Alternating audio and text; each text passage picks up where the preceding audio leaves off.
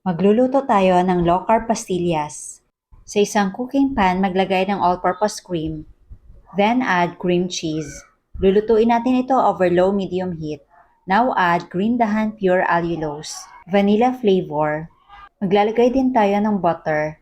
Pagkatapos, haluin ng maigi. Ang list of ingredients ay ilalagay ko sa last part ng video na ito. Ngayon, maglalagay tayo ng almond flour, coconut flour, lupin flour, xanthan gum. Pagkatapos, haluin ng maigi. Kung medyo basa pa rin, you may add coconut flour. Kailangan ma-achieve natin ang ganitong texture. Dapat hindi na po dumidikit. At ngayon, hanguin na natin. Pagkatapos, ihati sa tatlo o depende sa inyo kung ilang flavors ang gagawin nyo. Una nating gagawin ay ang ube flavor.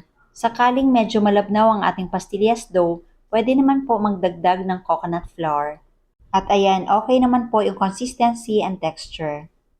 Next flavor ay mango. Next na gagawin natin ay mango flavor. Pwede din po kayo gumawa ng strawberry flavor. At ang third flavor ay combination ng peanut butter and chocolate.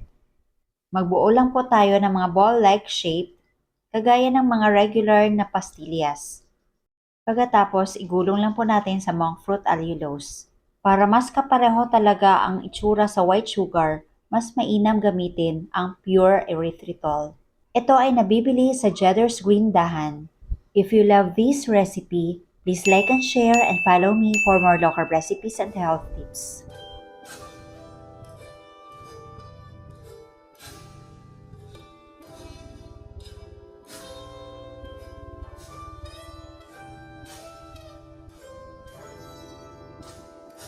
Ito na ang ating low-carb pastillas, mango flavor, ube flavor, and chocolate peanut butter. Tikman natin.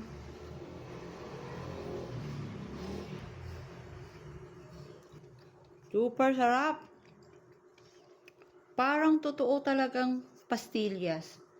Ito naman yung chocolate peanut butter combination. Super sarap.